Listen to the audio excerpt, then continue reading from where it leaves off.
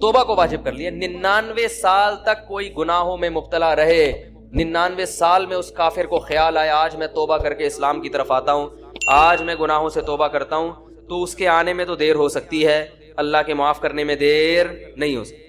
کیسے عجیب الفاظ ہیں حدیث کے, یا عبادی لو بلغت ذنوبک عنان السماء ثم استغفرونی لغفرت لکم ولا ابالی.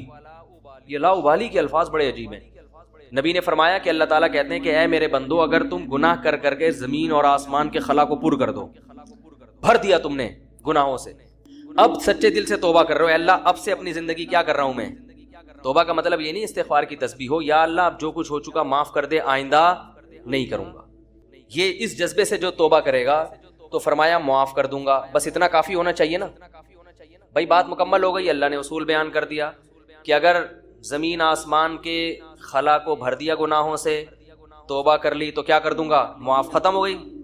بھائی ہمیں اصول سمجھ میں آ گیا, بھائی توبہ کا دروازہ موت تک کھلا ہوا ہے, ختم.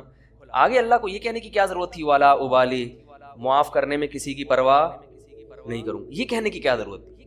بہت مشکل ہے سمجھانا بھائی. اس الفاظ کا بظاہر کوئی تک بنتا ہے, بھئی اللہ کو کیا ضرورت کسی کی پرواہ کی, اور کون ہے. اصل بات یہ کہ ممکن ہے بہت سے نیک لوگوں کو اعتراض ہو کہ اللہ ہم 20 سال سے شروع سے ہم نیک ہیں, یہ کمبخت 90 سال تک عیاشی کرتا رہا ہے, اب آ رہا ہے, اب یہ بھی جنت میں ہم بھی جنت میں, یہ کیا بات ہو گئی.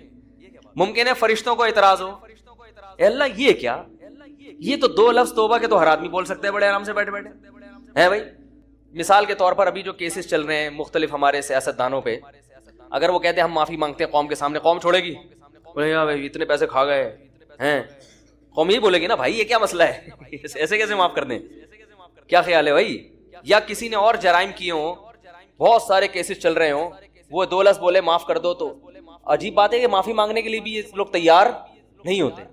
تو لیکن اللہ کیا کہہ رہے ہیں کہ زمین اور آسمان کے خلا کو بھر دیا ہو گناہ, تھک گیا ہو گناہ کر کر کے, اور پھر مجھ سے معافی مانگے. معافی کا وہ مطلب جو میں بیان کر رہا ہوں, آئندہ نہیں کروں گا, بس اب میری زندگی, بولو بھائی, چینج, ختم, اب میں چینج ہو رہا ہوں.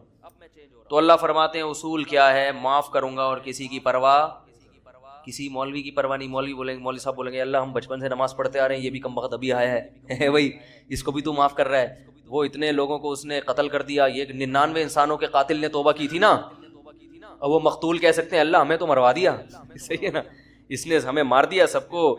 100 راہب کہے گا کہ میں نے اس کو بولا تھا کہ توبہ نہیں ہو سکتی, سینچری پوری کر کے اس نے مجھے بھی قتل کر دیا. وہ حدیث میں واقعہ آتا ہے نا, لیکن 99 انسانوں کو ایک شخص نے قتل کیا, تو ایک راہب کے پاس گیا, ایک بزرگ کے پاس گیا, کہنے لگا میں نے 99 کو قتل کیا, کیا میری توبہ قبول ہو سکتی ہے؟ اس نے کہا نہیں ہو سکتی. اس نے کہا چلو پھر سینچری پوری کرو یار, 99 کا تو کوئی حساب بنتا ہی نہیں ہے, جب جانا ہی جہنم میں ہے تو کچھ کر کے تو جاؤ نا.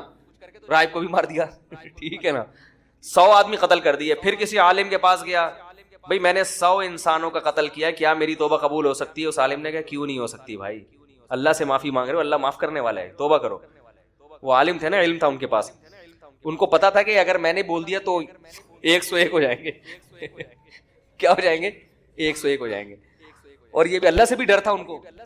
تو فرمایا اللہ ابالی, اللہ کہتے ہیں مجھے کسی کی پرواہ نہیں ہے, کیونکہ یغفر لمن یشاء, میں کوئی جمہوری طرز کا حاکم نہیں ہوں کہ الیکشن سے مجھے سلیکٹ کیا ہو, مجھے مخلوق کے سامنے جواب دینا ہو کہ بھائی کیوں. اصل میں اس کی وجہ یہ تھی کہ دیکھو نا, ایکچولی اگر ہم اس طرح سے معافی کا آپشن نہ رکھیں تو پھر تو کوئی توبہ کرے گا ہی نہیں, اس لیے ایکچولی اس میں نہ. اللہ فرماتے ہیں مجھے اس کی ضرورت نہیں ہے, میں خدا ہوں, تمہارے مشورے سے میں خدا نہیں بنا, ٹھیک ہے نا. تو میں نے شروع میں لکھ دیا تھا کہ میری رحمت میرے غصے پہ غالب. یہ تمہاری اسمبلی نہیں ہے کہ ہر تھوڑے دن میں آئین چینج ہو رہا ہے. 73 کے آئین کے تناظر میں کچھ اور تھا, اور 75 کے آئین کے تناظر میں, تو یہ اسمبلی تھوڑی ہے. میں نے شروع میں یہ بات لکھ دی تھی میری رحمت میرے غصے پہ غالب. تو جب تک یہ قتل کر رہا تھا میرا غصہ تھا, اب چونکہ میری طرف آ رہا ہے تو رحمت و غصے کو کچل کے فنا کر دے گی, رحمت غالب آئے گی, کیونکہ یہ لکھ دیا میں نے آئین میں. سب سے پہلے میں نے قلم بنا کے جو چیز سب سے پہلے لکھی تھی, جو سب سے پہلے منظور ہوا قانون, اسی کو میں اگر خلاف ورزی شروع کر دوں تو یہ کیسی بات ہوئی. تو لا ابالی, کسی کی پرواہ نہیں کروں. تو لیکن یاد رکھو توبہ کا دروازہ تو کھلا ہوا ہے, لیکن توبہ کی توفیق بسا اوقات سلب ہو جاتی ہے گناہ کر کر کے. توبہ میں تاخیر نہ کیا کرو اس چکر میں کہ ہم بھی جب 99 کے ہو جائیں گے تو ہم بھی توبہ کر لیں گے, کیونکہ 99 تک پہنچنے کا یقین نہیں ہے. کچھ پتہ نہیں کب موت آ جائے. اور دوسری بات یہ کہ ضروری نہیں کہ ہمیشہ توبہ کا جذبہ بھی پیدا ہو. ابھی اگر جذبہ ہے, یہ جذبہ ضروری نہیں کہ برقرار رہے. لوگ ایمان کے ڈاکے دار بیٹھے ہوئے ہیں جو آپ کا ایمان سلب کر لیں گے, آپ کو توبہ کی اہمیت ہی دل سے ختم ہو جائے گی. بعض دفعہ دل گناہوں میں اتنا مست ہو جاتا ہے کہ انسان توبہ کا تصور ہی, تبھی بوڑھوں میں توبہ کا ریشو کم ہوتا ہے, جوانوں میں زیادہ ہوتا ہے. یقین نہ آئے تو دیکھ لو سروے کر کے, بوڑھے لوگ اسلام کم قبول کرتے ہیں, جوانوں میں اسلام قبول کرنے کا ریشو زیادہ ہے. حالانکہ جوانی میں جو غیر مسلم اسلام لا رہا ہے اس کی عیاشیاں چھوٹ رہی ہیں. کیا خیال ہے؟ بوڑھے کے لیے تو اسلام آسان ہے نا بھائی. جو کفر کی حالت میں آپ نے عیاشیاں کی, بڑھاپے میں تو اب وہ عیاشیاں نہیں ہو سکتی. اب اسلام لانے میں کیا جا رہے ہیں, صرف کلمہ پڑھو, پھر بھی نہیں پڑھتے ہو. بڑھاپے میں اسلام لانا آسان ہے مگر اسلام لانے کا ریشو کم ہے. اس سے پتہ چلتا ہے دیکھنے میں آسان ہے, حقیقت میں آسان نہیں ہے, کیونکہ قوت فیصلہ ختم ہو جاتی ہے. جوانی میں عیاشی آسان ہے مگر توبہ بھی بظاہر مشکل ہے, مگر حقیقت میں کیا ہے, آسان. اس کی ایک سائنٹیفک لاجک بھی ہے. وہ لاجک یہ ہے کہ انسان جب جوان ہوتا ہے تو گناہ کی طرف جیسے اس کی رغبت بہت زیادہ ہوتی ہے, اس کی بریکیں بھی اسی حساب سے مضبوط ہوتی ہیں. دیکھو نئی گاڑی کا ایکسیلیٹر جیسے تیز ہوگا نا, بریکیں بھی کیا ہوں گی, کیا ہو گیا بھائی, نئی گاڑی کا ایکسیلیٹر ایسا ہوتا ہے کہ ادھر اشارہ کیا, پاؤں رکھا اور زوں کر کے بھاگی, تو بریک بھی ذرا سی آپ اشارہ چاہیے بریک کو, ایک دم ٹھا کر کے رکے گی. کیا خیال ہے, الٹ جائے گی مگر چلے گی نہیں آگے. اعصاب مضبوط ہوتے ہیں انسان کے جوانی میں. جیسے رغبت ہو رہی ہے نا گناہ کی طرف, تو اگر وہ برداشت کر کے بچنا چاہے گا, ایسے ہی بریکیں بھی کیا ہوں گی, بولو بھائی, مضبوط. اور پرانی گاڑی میں کیا ہوتا ہے, پورا ایکسیلیٹر پہ پاؤں رکھ کے کھڑے ہو جاؤ, پھر وہ ڈک ڈک ڈک کر کے چلے گی آگے. جس طرف آپ جانا چاہ رہے ہو ادھر جائے گی, سوچے گی پہلے جانا ہے کہ نہیں جانا ہے بھائی, جائے گی, ڈک ڈک ڈک ڈک ڈک آواز آئے گی, شور زیادہ مچائے گی, کام کم کرے گی. شور بہت مچائے گی, ہاں آوازیں آ رہی ہیں, آدمی کہے گا پتہ نہیں شاید میں نائٹ رائڈر میں بیٹھا ہوا ہوں. پھر وہ اتنی آرام سے پک اپ پکڑے گی. پھر جب آپ نے بریک لگائی, 5-10 کو بھیڑتے ہوئے 25-30 تو بندے مارے گی آگے جا کے. میں نے ایک دفعہ پرانی گاڑی خریدی تو مجھے پہلے تجربہ نہیں تھا کہ کس طرح سے ٹوپیاں کرائی جاتی ہیں, تو وہ میں نے کہا چلو ہاتھ صاف کرنے کے لیے اچھی ہے. تو میں جب وہ ڈرائیور جو بیچ رہے تھے نا گاڑی, ان کے ساتھ سائڈ پہ بیٹھا, اچھا میں گاڑی چلانے کے لیے بیٹھا, میں نے کہا چیک کروں, تو وہ ایکسیلیٹر کا یہی حال تھا جو میں نے آپ کو بتایا. انہوں نے زمین آسمان کے قلابے ملا دیے گاڑی کی تعریف. یہ گاڑی 78 کروڑا ہے, 78 کروڑا جو ہے نا, ساری ٹیکسیوں میں یہی چل رہی ہے, 78 کروڑا نام تھا بھائی, 78 کروڑا کا. ہم نے کہا چلو یار میں 75 کا ہوں تو 78 کی پھر بھی ہم سے تو نہیں ہے. تو ہم نے کہا ہاتھ صاف کرنے کے لیے اچھی ہے. اب ہم جب بیٹھے تو اس میں عجیب عجیب چیزیں آ رہی ہیں. تو میں نے جب سب سے زیادہ جب مجھے دھچکا لگا نا, بریک لگائی تو نہیں لگی. تو انہوں نے کہا اس کی بریک 3-4 دفعہ لگائیں گے تو لگے گی 3-4 دفعہ لگائیں گے تو لگے گی. میں نے کہا کوئی بندہ سامنے آ گیا تو یہ گاڑی میں لکھ کے لگاؤں میں آگے کہ تیسری دفعہ میں لگے گی. بھائی آپ اتنا فاصلہ گاڑی سے رکھیں کہ تیسری دفعہ میں آپ یعنی ٹکر ہوئی تو آپ کی ذمہ. میں نے کہا آگے اس پہ کیا لگا دو, بورڈ لگا دو کہ بھائی یہ تیسری دفعہ میں لگے گی. میں نے کہا لے پکڑ بھائی اپنی گاڑی, یہ 78 ہم 75 کے اس سے اچھے ہیں, اللہ کا شکر ہے. کیا خیال ہے, ہم 75 کے اس سے, اللہ کا ہماری پھر بھی پہلی دفعہ میں لگ جاتی ہے بریک. تو انسان کی عمر, مقصد بوڑھوں کا مذاق اڑانا ہرگز نہیں ہے, لیکن ایک حقیقت ہے کہ جب انسان کی عمر زیادہ ہوتی ہے تو اس کی میں اندر خواہشات تو کم ہوتی ہیں, لیکن اگر کسی طرف اس کا دل مائل ہو گیا تو بریک نہیں لے, اس میں اعصابی قوت نہیں ہوتی, وہ روک نہیں پائے گا اپنے آپ کو. اسی وجہ سے وہ اگر بدنظری جوانی میں نہیں چھوٹی تو بڑھاپے میں نہیں چھوٹتی. عقیدے کی صفائی کے بعد ہے اعمال کی صفائی, عمل صاف کرو. خوراک کی صفائی, خوراک کیا ہونی چاہیے, پاک ہونی چاہیے آپ کی. پھر خوراک کی صفائی میں, پھر عمل کی صفائی میں دل کے اعمال کو بھی صاف رکھنا ہے اور جسم سے نکلنے والے اعمال کو بھی صاف رکھنا ہے. یہ والی قسم دنیا میں کسی مذہب نے اس قسم کو چھیڑا ہے ہی نہیں. کہتے ہیں آپ کا جو مرضی آپ کانسیپٹ رکھو, عقیدہ رکھو, آپ کا ہیڈیک ہے. ان چیزوں کو انہوں نے اتنا چھیڑا ہے جتنا ان کی دنیاوی زندگی سے, جن کا کمپنی کو جیسے ہے نا کہ وہ کہتے ہیں عمل, اگر کوئی چور ہے تو گندا عمل کر رہا ہے. وجہ اس کی کہ چوری کرنے سے آپ کی کمپنی کو نقصان ہوگا, آپ کی کنٹری کو نقصان ہوگا. تو جتنا ان کی ذاتی مفاد پہ جہاں زر پڑ رہی تھی تو وہاں تک تو انہوں نے کہا کہ عمل کو صاف رکھو. جہاں ذاتی مفاد پہ زد نہیں پڑتی کسی کے, تو جیسے مرضی ہو جاؤ آپ، یہ آپ کا ہیڈیک ہے. سمجھتے ہو کہ نہیں سمجھتے ہو؟ میں مثالوں سے سمجھاؤں گا تو آپ کو سمجھ میں آئے گا انشاءاللہ. پھر بھی سمجھ میں نہیں آیا تو پھر کہیں اور بیان سنے جا کے. جس کی بات سمجھ میں آ رہی ہے اس کا سنیں نا. عقیدے کی صفائی کیا ہے میں مثال سے سمجھاؤں گا، پھر بتاؤں گا تو بات سمجھ میں آئے گی. آپ کے ایک ابو ہیں، قطب الدین ان کا نام ہے. میں ستار وسیم کی جان چھوڑ کے قطب الدین پہ آ گیا ہوں، جو نام ہوتا ہی نہیں نا عام طور پہ.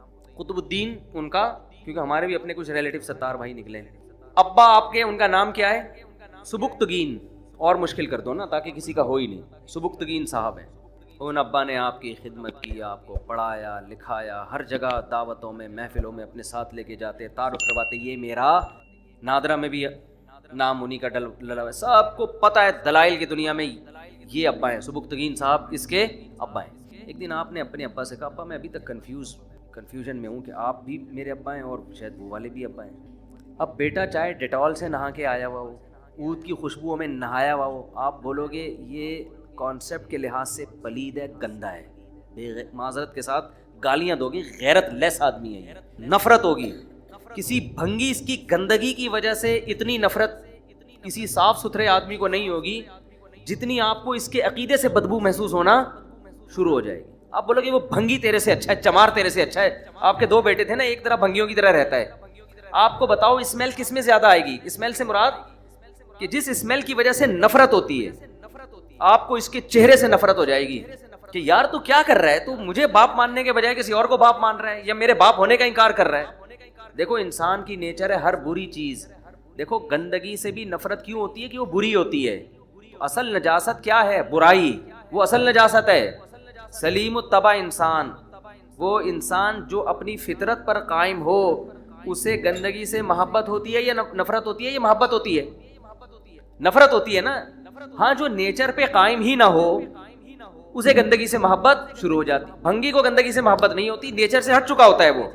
سمجھ میں آ رہی بات کہ نہیں آ رہی؟ لیکن ایک نارمل آدمی کو ہمیشہ گندگی اور اسمیل بدبو سے کیا ہوگی؟ نفرت. تو یاد رکھو جو آدمی اپنی فطرت پہ قائم ہے اسے برائی سے محبت نہیں ہوتی، برائی سے نفرت. اور برے آدمی سے بھی نفرت، برے آدمی سے بھی اس کا دل اس کی طرف مائل نہیں ہوگا.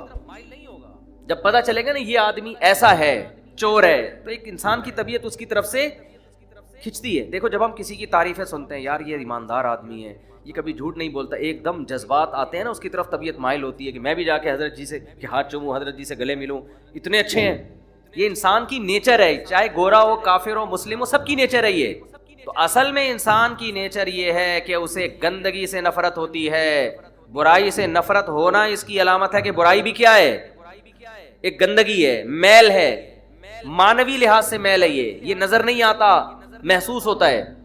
تو شرک سب سے بڑی گندگی اور نجاست ہے جس سے اسلام نے ہمیں بچنے کا بولو حکم دیا. لیکن دنیا میں اس نجاست پر نہ بیانات ہوتے ہیں، نہ اس نجاست سے اس دنیا میں انسانوں کو بچانے کی کوشش کی جاتی ہے. قرآن کہہ رہا ہے انما المشرکون نجس، مشرک نجس ہیں، نجس. فلا یقربوا المسجد الحرام، ان کو مسجد حرام کے قریب بھی پھٹکنے مت دو. یہ بھی بھائی ایک طہارت ہے کہ آپ اپنے نظریات کو شرک کی گندگی سے پاک رکھیں. اور یہ سمجھ میں بھی آسانی سے آ جاتی ہے. دیکھو آپ کسی شخص کے پاس گئے عزت کی وجہ سے نا کہ یار یہ سنا ہے محلے کا دادا ہے، یہ محلے کا دادا ہے. اور یہ آپ دادے وادے کو چھوڑو، ونس اپون اے ٹائم دادے ہوا کرتے تھے، آج کل وہ دادے رینجرز نے مارکیٹ سے شارٹ کر دیے الحمدللہ. تو یہ آئی جی ہے پنجاب کا، سندھ کا، یا فلاں کا، پولیس کا سب سے بڑا آفیسر ہے یہ صوبے کا. آپ گئے اس کے پاس. ایک انسان کی نیچر ہے کہ جو قابل عزت ہوتا ہے نا، انسان کے دل میں اس کی عظمت ہوتی ہے، چاہے وہ جیسا مرضی ہو، عظمت ہوتی ہے باہر. ایک اس کی طرف لگاؤ. آپ کسی بھی مشہور آدمی کو دیکھیں گے، چاہے وہ ایکٹر ہو، چاہے وہ عالم ہو، چاہے وہ بزرگ ہو، چاہے وہ چور ہی کیوں نہ ہو، انسان کا دل چاہتا ہے میں اس سے ہاتھ ملاؤں جا کے. یہ مشہور آدمی کو دیکھ کے انسان کی یہ نیچر ہے، تھوڑی سی کھلبلی دل میں مچتی ہے اس کے، کیونکہ اس کی عزت ہوتی ہے نا معاشرے میں. تو لوگ کہتے ہیں یار میں عزت دار آدمی سے ملا، یا میں اس کے پاس بیٹھ کے سیلفی. یہ انسان کی نیچر ہے. میں ایک دفعہ جا رہا تھا کراچی سے اسلام آباد، تو وہ مشہور ایکٹر ہیں جاوید شیخ اور عابدہ پروین، نام سنا ہوگا، سب نہیں سنا ہوا ہے، اس میں شرمانے کی بات نہیں ہے. تو میں بھی اس جہاز میں، اور محترمہ عابدہ پروین صاحبہ بھی، اور جاوید شیخ صاحب بھی اسی جہاز میں. ہم جب نیچے اترے تو تینوں کے ساتھ سیلفیاں چل رہی ہیں. میں نے کہا ایک طرف مولانا صاحب کے ساتھ بھی سیلفی ہو رہی ہے، گلوکاروں کے ساتھ بھی سیلفی چل رہی ہے، اور اداکاروں کے ساتھ بھی چل رہی ہے. پبلک کا کھوپڑی سمجھ میں نہیں آ رہی کہ یار تم, ظاہر ہے کچھ ایسے بھی ہوں گے جو میرے ساتھ لے رہے ہوں گے, وہاں نہیں لے رہے ہوں گے, کچھ ایسے ہوں گے جو ادھر سیلفی لے رہے ہوں گے, مجھے لفٹ نہیں کرا رہے ہوں گے, لیکن کچھ تینوں کے ساتھ ہی لے رہے ہوتے ہیں. یہ جو تینوں کے ساتھ لے رہے ہیں ان کو مذہب سے نہیں, ان کو کہتے ہیں کوئی بھی مشہور آدمی کے ساتھ ہماری سیلفی تو ہم دکھائیں گے. بھائی مین جب کوئی شو مارے گا نا کہ وہ آبدہ پروین ایسے گاتی تھی, آپ کہیں یہی نا, یہ دیکھو اس کے ساتھ تو میں کھڑا ہوں, کیا ہے اس کی کیا اوقات ہے, جب چاہو سیلفی بنا کے کھڑے تو تم پتہ نہیں کیا سمجھ رہے ہو. تو یہ ہوتا ہے سیلفی کا ایک بڑا مقصد, محبت بھی ہوتی ہے لیکن یہ بھی ہوتا ہے بعض دفعہ. تو اب آپ گئے کسی عزت دار آدمی کے پاس, اس کی عظمت آپ کے دل میں, آپ گئے سر آئی جی ہے جی, آپ بیٹھ گئے, آپ اس کے پاس جائیں. آئی جی کو آپ نے دیکھا پروٹوکول سے نکلتا ہے, دائیں بائیں گاڑیاں, بڑی عزت, لیکن آپ نے کسی آئی جی کو دیکھا کہ وہ کیا کر رہا ہے, ایک بھنگی کے پاس جا رہا ہے جو گٹر میں گھسا ہوا ہے. معذرت کے ساتھ, بھنگی میری نظر میں قابل توہین نہیں ہے, تو آخرت میں اعمال سے پتہ چلے گا کون جنتی کون جہنمی, لیکن مثال کے لیے تو مثالیں تو اسی دنیا کی سمجھائی جائیں گی نا. تو آپ نے دیکھا بجائے پروٹوکول کے کہ دائیں بائیں گاڑیاں ہوتی اس کے اور سلوٹ ہوتے, یہ کیا کر رہا ہے, ایک بھنگی کو نکالا اس نے اور اس کے سامنے جھکا ہوا ہے ایسے کر کے, سمجھ رہے ہیں, اور اس سے کہہ رہے کہ سر آپ پلیز میرا ایک کام اٹکا ہوا ہے, ٹھیک ہے نا, آپ میرا یہ کام, مجھ پر کسی نے ایف آئی آر کٹوائی ہے, آپ پلیز اس ایف آئی آر سے مجھے بچا لیں. آپ کی نظر میں اس واقعے کے بعد اس آئی جی کی کوئی ویلیو رہے گی؟ یار یہ تو ہم سے بھی گرا پڑا ہے یار, جس کو ہم لفٹ نہیں کراتے, جس سے ہم اپنے گٹر صاف کرواتے ہیں, یہ تو اس کے پاس درخواست لے کے گیا ہوا ہے. اس واقعے کے بعد آپ اس کے ساتھ کبھی سیلفی بنوانا پسند نہیں کرو گے. انسان کی جو ویلیو ہے نا اس کائنات میں, اشرف المخلوقات, تمام مخلوق میں سب سے زیادہ قابل احترام ہر انسان آئی جی ہے, چاہے وہ بھنگی کیوں نہ ہو, وہ جانوروں سے کروڑا گنا افضل ہے. اب انسان وہ مقام جو خدا کو دینا چاہیے تھا, وہ مقام پتھر کے بنے ہوئے بتوں کو دینا شروع کر دے, وہ مقام قبروں میں مردوں کو دینا شروع کر دے, قبر کو دینا شروع کر دے, تو خدا کی قسم اس نے اپنا مقام اس آئی جی جو بھنگی کے سامنے جھکا ہوا تھا, اس سے ریکویسٹ کر رہا تھا, اس سے بھی زیادہ اپنا مقام گرا دیا اس نے, کہ تو اشرف المخلوقات ہو کے خدا, اس نے تو بھنگی کو خدا نہیں بنایا تھا, یہ تو اس کو اس بھنگی سے بھی زیادہ اونچا مقام دے رہا ہے, جس کی حیثیت بھنگی سے بھی کم ہے.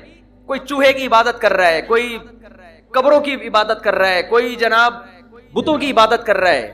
یہ بت بھنگیوں سے بھی کم درجے کے ہیں, اس لیے کہ وہ تو پھر بھی انسان ہے نا.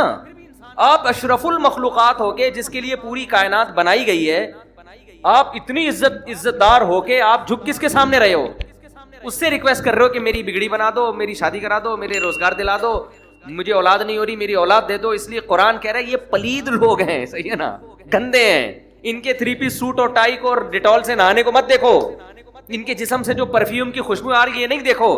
یہ عقیدے اور کانسیپٹ کے لحاظ سے کانما خر من السماء, ایسے ہے جیسے آسمان کی بلندیوں سے زمین کی پستیوں میں دفن ہو گئے ہوں.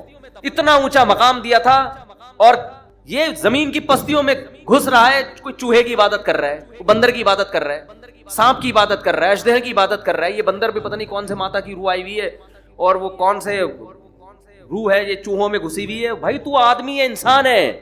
تو اس لیے قرآن کہتا ہے کہ انما المشرکون نجس. اور یاد رکھو, کوئی کسی بزرگ کی پوجا پاٹ کرتا ہے نا, دیکھو پوجا پاٹ کی ایک ڈیفینیشن ہے.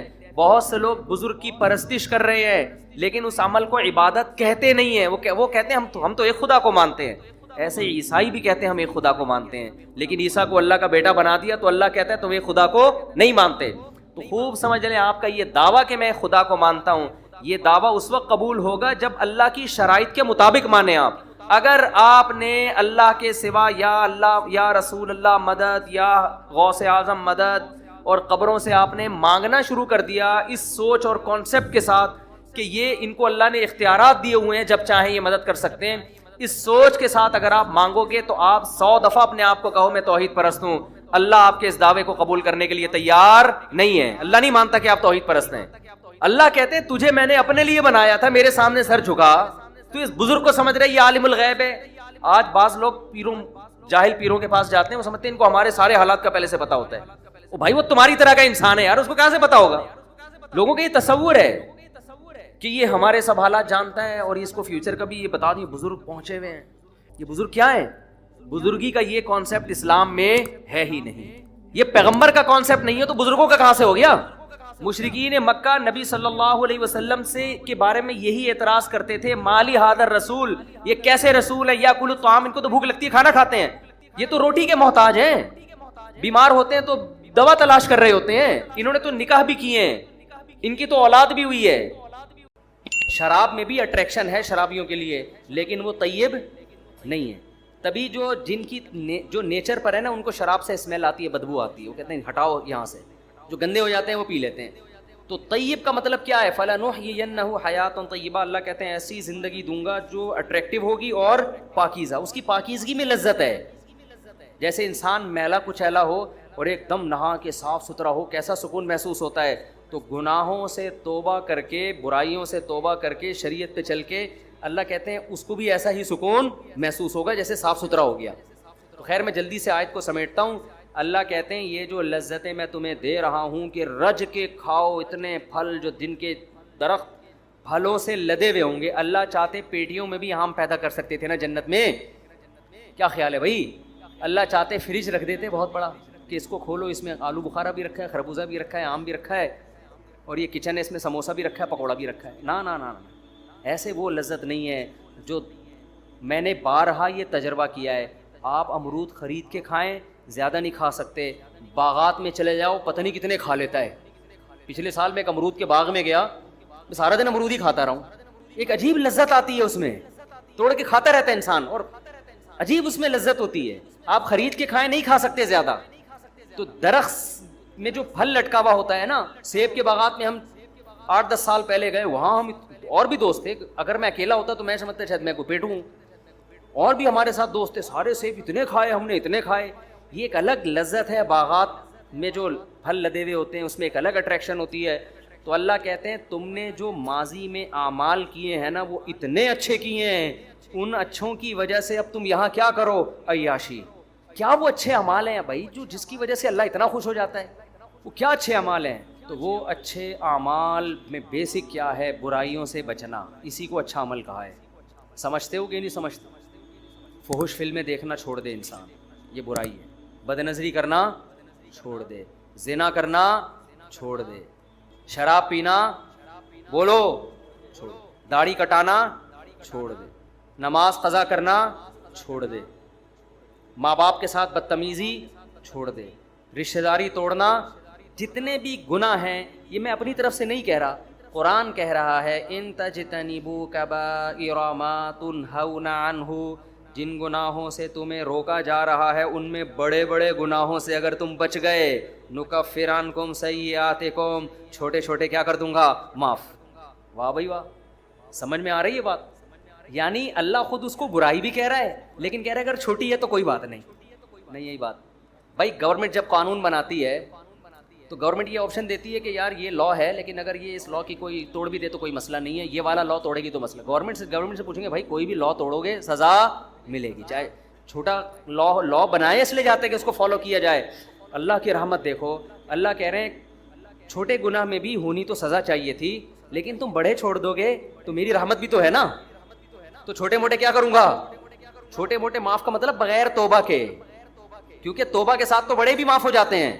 تو بڑے گناہ کیا ہیں میرے بھائی؟ یہی تو ہیں، زنا کرنا، نماز کا قضا کرنا، داڑھی کاٹنا، شراب پینا، کبھی بد نظری ہو گئی یہ چھوٹا گناہ ہے، بد نظری کی لت پڑ گئی ہے یہ کیا ہے؟ یہ بڑا گناہ ہے، کیونکہ صغیرہ گناہ پر اصرار جو ہے نا بار بار، اور بد نظری ایسی چیز ہے کہ جو کبھی کرتا ہے وہی ہمیشہ کرتا ہے۔ یعنی آپ نے سن لیا کہ کبھی کبھار تو چھوٹا ہے تو آپ نے کہا چلو ایک دفعہ دیکھ لو، ایسا نہیں ہوتا۔ وہی متنبی والی بات ہے، ایک خواہش آپ نے پوری کر لی نا، جو جب آپ نظر ہٹاؤ گے وہاں سے وہ ہزاروں انڈے بچے اس خواہش نے دے دیے ہوں گے، پھر آپ کا دل کرے گا یار وہ دیکھا تھا وہاں بھی دیکھو، وہاں بھی دیکھو، پھر انٹرنیٹ پر دیکھو گے فوش چیزیں، پھر اس سے آگے بڑھو گے تو یہ خواہشات بڑھتی چلی جائیں گی۔ تو ایک کام تو فوراً کر لو، بس اس کے بعد میں بیان ختم کرتا ہوں، بریک ضرور لگا لو، جہاں ہو وہیں رک جاؤ۔ اصل تو یہ کہ کبیرہ گناہ میں انٹرنیٹ پر فحش فلمیں اور یہ جو ہینڈ پریکٹس وغیرہ کی اللہ معاف فرمائے لت پڑ گئی ہے لڑکوں کو، اور یہ جو اس طرح کی بیہودہ حرکتیں بہت زیادہ ہو گئی ہیں۔ نماز فجر کی تو اکثر لوگ قضا کر رہے ہوتے ہیں۔ ایک کام ضرور کرو کہ گناہ میں اگر ایک حد تک جا چکے ہو نا تو ایسا کرو کہ پیچھے آنا شروع ہو گے نا، اس کا پتہ ہے فائدہ کیا ہوگا؟ کم از کم آگے بڑھنے سے رک جاؤ گے۔ ایک آدمی نے مجھے کہا کہ یار مجھے فحش فلمیں دیکھنے کی عادت ہے, میں جب دیکھتا ہوں میں توبہ بھی کرتا ہوں, صدقہ بھی کرتا ہوں, روزے بھی رکھتا ہوں, سزا بھی دیتا ہوں, صحیح رو رو کے توبہ کرتا ہوں, پھر دوبارہ دیکھ لیتا ہوں, پھر توبہ کرتا ہوں اور ایسا لگتا ہے اب کبھی نہیں ہوگا اور اب میں ہمیشہ کے لیے بچ گیا اور صدقہ بھی کیا, سزا بھی دی, روزہ بھی رکھا, پھر کر لیتا ہوں. میں نے اس سے کہا اس روش سے باز نہیں آنا, یعنی اس توبہ سے, یہ سوچ کے کہ مجھ سے بار بار گناہ ہو جاتا ہے تو اب میں صدقہ نہیں دوں گا, روزہ نہیں رکھوں گا اور اب میں گناہ پہ کمپرومائز کر لوں گا, یہ کبھی نہ کرنا. سمجھ میں آ رہی ہے بات میں کیا کہنا چاہ رہا ہوں؟ بے شک بار بار گناہ ہو رہا ہے لیکن بار بار توبہ بھی تو ہو رہی ہے نا. ٹھیک ہے گناہ چھوٹ نہیں رہا, یہ غلط ہے, اصل تو یہ کہ چھوڑو اس کو, لیکن میں نے کہا اگر یہ کہہ کے توبہ یا صدقہ یا سزا دینا چھوڑ دی نا تو پھر اس سے آگے جاؤ گے. ابھی اس سزا کی وجہ سے وہیں بریک لگی ہوئی ہے آپ کی. شیطان پتہ ہے کیا کہتا ہے؟ شیطان کہتا ہے تو نے 20 دفعہ توبہ کی ہے, 20 دفعہ اپنے آپ کو سزا بھی دے چکا ہے, روزہ رکھ کے یا صدقہ کر کے جو بھی سزا انسان اپنے لیے متعین کرے, اور پھر بھی ہو رہا ہے تو چھوڑ یار, کرتا رہ ابھی بیٹھ. یہ شیطان کا بڑا حربہ ہوتا ہے, کیونکہ یاد رکھو آپ نے خواہش پوری کر لی, یہ خواہش یہاں رکے گی نہیں, نا یہ آپ کو آگے بڑھائے گی, زنا کی طرف لے کے جائے گی. یہ دماغ سے نکال دو کہ یہیں بریکیں لگیں گی. یہ جتنے بڑے بڑے دنیا میں عیاش اور کبیرہ گناہوں کے مرتکب ہیں, یہ پہلے چھوٹے گناہ کرتے ہیں پھر یہاں تک پہنچتے ہیں. اچانک بڑے ڈاکو جو ہوتا ہے نا, جو بینکوں کو لوٹ رہا ہے اور ہزار گز کے بنگلوں میں ڈاکو بنا ہوا ہے, یہ پہلے مسجدوں سے چپل چراتے ہیں, یہاں سے شروع کرتے ہیں, انڈیکیٹر لے کے نکل لیے کسی بائک کا, کسی کی جیب سے 50 روپے نکال لیے, اماں کے پرس سے 50 روپے نکال دیے, ابا کی پینٹ سے 20 روپے نکال لیے. یہاں سے ہوتے ہوتے آہستہ آہستہ کانفیڈنس پیدا ہوتے ہوتے پھر بڑے بڑے بنگلوں کو لوٹتے ہیں. یہ کوئی ایسا نہیں ہوتا بالغ ہوتے ہی ایک دم کسی بلڈنگ میں ڈاکہ مارے, ایسا نہیں ہوتا. اگر آپ نے گناہ سے توبہ نہیں کی اور اپنے اوپر جرمانہ دے کے, اور پھر میں نے کہا بھائی جب آپ کو یہ فحش فلموں کی عادت پڑ چکی ہے تو نیٹ استعمال نہ کرو میرے بھائی, آپ کمرہ بند کر کے نہ بیٹھو, ایسی جگہ کمپیوٹر نہ رکھو جہاں تنہائی ہوتی ہے. بہت ساری چیزیں ہیں اور بھی اس کے بہت نسخے ہیں, طریقے ہیں, ابھی میں اس کی ڈیٹیل میں نہیں جا رہا. تبلیغ میں وقت لگاؤ 4 مہینے کے لیے, تاکہ ایک طویل عرصے تک جب اس سے دور رہو گے تو دور رہنے کی عادت, جیسے گناہ کرتے کرتے کرنے کی عادت ہوتی ہے, دور رہتے رہتے رہنے. ایک صاحب نے مجھے بتایا میں 4 مہینے کے لیے گیا اور میری یہ عادت بالکل چھوٹ گئی تھی, واپس آیا پھر مجھ پر اتنا غلبہ ہوا میں نے پھر یہ گناہ کر لیا. اب وہ مایوس ہو گیا, یار 4 مہینے لگانے کا بھی کوئی فائدہ نہیں. میں نے کہا نا, یہ 4 مہینے تک اتنا دور رہے ہو نا تو یہ شیطان نے بہت تمہارے دل میں وہ جمع کر دیا تھا ایک گناہ کا جذبہ, وہ اس سے کبھی بھی یہ نہ کہنا کہ 4 مہینے کا فائدہ نہیں ہوا, ہو گیا فوراً توبہ کرو, چلے کے لیے نکل جاؤ, لڑو بھائی. ہتھیار ڈال دیے تو جہنم کی آگ ہے, لڑتے رہے تو شاید اللہ بخش دے گا. نہیں آئی بات, میرا خیال ہے لڑتے لڑتے مر گئے نا, بخشش کا چانس ہے, اللہ کہے گا اپنی طرف سے پوری کوشش کر رہا تھا, یہ کچھ اللہ بھی تو کرے گا نا. لیکن اگر ہتھیار ڈال دیے بھائی میرا کام نہیں ہے, میں نہیں چھوڑ سکتا, اس کا مطلب آپ آگ میں جلنے پر راضی ہو گئے ہو, تو اللہ کہتا ہے انلزمکموہا وانتم لہا کارہون, تم بخشش نہیں چاہتے, مجھ سے امیدیں لگاتے ہو کہ میں بخش دوں گا, ایسا نہیں ہوتا. تم جب جہنم پہ راضی ہو. ہمارے اسکول میں ایک استانی صاحبہ تھیں, انہوں نے ایک واقعہ ہمیں سنایا. وہ واقعہ تو کوئی مستند نہیں ہے لیکن مجھے وہ واقعہ یاد رہ گیا, بہت پرانی بات ہے. اچھا وہ ہماری ٹیچر بھی بڑی لبرل قسم کی تھیں, وہ پردہ وردہ بھی نہیں کرتی تھیں, بہت ہی لبرل, لیکن کچھ ہوتے دنیا دار ہیں لیکن ایسی کوئی سبق کی بات کہہ کے چلے جاتے ہیں, وہ انسٹال ہو جاتی ہے دماغ میں. انہوں نے واقعہ سنایا, یہ واقعہ کوئی مستند نہیں ہے, میں نے کسی مستند کتاب میں نہیں پڑھا, لیکن اس سے جو سبق مل رہا ہے نا وہ سبق کیا ہے, وہ سبق بالکل ٹھیک ہے. تو میں اس نیت سے سنا رہا ہوں کہ واقعہ ہو سکتا ہے ہو بھی, ہمارا علم ایسا تو نہیں ہے کہ ساری کائنات کا ہمیں علم ہے, ہو سکتا ہے وہ کسی مستند کتاب میں, مستند روایت میں. تو انہوں نے کہا کہ ایک عورت سے کوئی گناہ ہو گیا, بدکاری ہو گئی. وہ موسیٰ علیہ السلام کے پاس آئی اور کہنے لگی کہ مجھ سے ایک بہت بڑا جرم ہو گیا ہے, آپ اللہ سے پوچھ کے بتاؤ کہ کیا میرا وہ جرم معاف ہو جائے گا اگر میں سچے دل سے توبہ کروں اور دوبارہ کبھی اس گناہ کے قریب نہ جاؤں. تو موسیٰ علیہ السلام نے کوہ طور پہ اللہ سے پوچھا تو اللہ نے کہا کہ ہاں اس عورت کو بول دو کہ اگر سچی توبہ کر لی اور دوبارہ کبھی کرنے کا ارادہ نہیں ہے تو معاف. اچھا اس عورت نے گناہ نہیں بتایا کہ کیا ہوا. اس عورت نے کہا موسیٰ علیہ السلام سے کہ چھوٹا گناہ نہیں ہے, بہت بڑا گناہ ہے, دیکھ لو اللہ سے دوبارہ پوچھو, شاید آپ کو بات سمجھ میں آئی نہیں ہے, چھوٹا موٹا نہیں ہے. یعنی وہ عورت بھی حیرت تھی, اتنا بڑا گناہ کیسے معاف ہو جائے گا بھائی, تو اللہ سے دوبارہ پوچھو. موسیٰ علیہ السلام نے دوبارہ پوچھا, اللہ نے کہا معاف کر دوں گا اگر یہ سچے دل سے توبہ کر لے. پھر آئے تو اس عورت نے پھر کہا, دوبارہ پوچھیں چھوٹا گناہ نہیں ہے. اب دیکھو اللہ معاف کرنا چاہ رہا ہے اور ان کو کیا ہو رہی ہے, تکلیف ہو رہی ہے, ان کو تکلیف ہو رہی ہے. موسیٰ دوبارہ پوچھ کے آؤ. موسیٰ علیہ السلام دوبارہ پوچھ کے, اللہ نے کہا بول دیا بھائی جتنا بھی بڑا گناہ ہو سچی توبہ کر لی, آئندہ نہ کرنے کا عزم معاف. جب تیسری دفعہ پوچھ کے آئے اس عورت نے کہا زنا ہوا ہے مجھ سے, بدکاری ہوئی ہے, یہ کیسے معاف ہوگا, دوبارہ پوچھ کے آؤ. اب یعنی اس عورت نے کہا پورا میں گناہ کا بتا کے بتاؤں نا, ایسے شاید ان کی سمجھ میں نہیں آ رہا ہے. تو موسیٰ علیہ السلام اللہ کے پاس گئے, وہ کہہ رہی بدکاری ہوئی. اللہ نے کہا اب نہیں معاف کروں گا میں, اب میں اس کو معاف.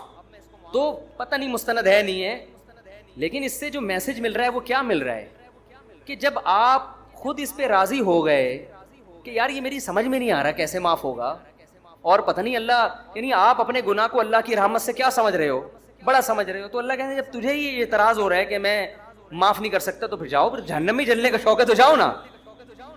بھائی جس کو جہنم کا خوف ہے اس کو تو تھوڑی سی امید بھی کافی ہے یا نہیں ہے, تھوڑی سی امید بھی کافی ہے اس کے لیے. یار تھوڑی سی بھی کہیں سے سرا مل جائے نا تو اسی سرے کو ہم تو بچنا ہے جہنم سے. چاہے بار بار گناہ ہو رہا ہے, بھائی اللہ سے کہنا ہے ہم نہیں جا سکتے, ہمیں نہیں چاہیے جہنم, چاہے میرے سے 100 دفعہ ہو معاف کرنا ہے تجھے, صحیح ہے نا, ہم نہیں, ہمیں سے برداشت نہیں ہوتا. تبھی تو حدیث میں آتا ہے کہ اللہ سے یوں نہ دعا کرو اے اللہ تو چاہے تو معاف کر دے, چاہے تو معاف نہ کرے, تو چاہے تو میری دعا قبول کر لے. تو کہا کہ اللہ جو چاہے گا وہی ہوگا. ہم نے دعا میں اللہ سے مانگنی اللہ تو نے یہ کام کرنا ہے, باقی اللہ تو کرے گا وہی جو اس کی چاہ. لیکن بھائی ہم یہ نہیں کہہ سکتے اے اللہ ایکچولی میں چاہتا تو ہوں جہنم سے بچنا, تو اگر چاہے تو مجھے بچا لے جہنم سے. یہ عبدیت کے خلاف ہے. اللہ نہیں بھائی ہم نہیں جہنم میں جا سکتے. ہم اگر بار بار گناہ ہم سے ہو رہا ہے, شیطان مروا رہا ہے, ہمیں کروا رہا ہے, ہمارا بیڑا غرق کر رہا ہے, ہم ندامت ہوتی ہے یار یہ کیا ہو گیا, ہم سے معافی چاہیے موت سے پہلے پہلے, کیونکہ موت کا کچھ پتہ نہیں ہے. گناہ ہو گیا فوراً توبہ کی طرف دوڑو بھائی, موت سے پہلے ہاتھ اٹھانے کی توفیق مل جائے, بڑی نعمت ہے اللہ کی. کیونکہ اللہ جیسے گناہ سے ناراض ہوتا ہے تو گناہ سے توبہ کرنے پر خوش بھی تو ہوتا ہے نا. یہ نظام عدل تھوڑی ہے کہ جب گناہ ہوا تو سزا دے رہا ہے اور جب گناہ کی معافی مانگ رہے ہو تو پھر جزا نہیں دے رہا. وہ کہے گا بھائی جیسے گناہ پہ عذاب دیتا ہوں ایسے ہی توبہ ایک نیکی ہے, اس توبہ پہ کیا کرتا ہوں میں, خوش بھی تو ہوتا ہوں میں. ہمارے ایک دوست تھے بچپن میں, ان کو شراب کی اور الٹی سیدھی چیزوں کی عادت پڑ گئی. ان کو میں کسی خانقاہ میں لے گیا, حضرت حکیم اختر صاحب رحمہ اللہ تعالیٰ بڑے بزرگ تھے, زندہ تھے, ان کے پاس میں لے گیا. میں نے ان سے اس کو بیعت کروا دیا.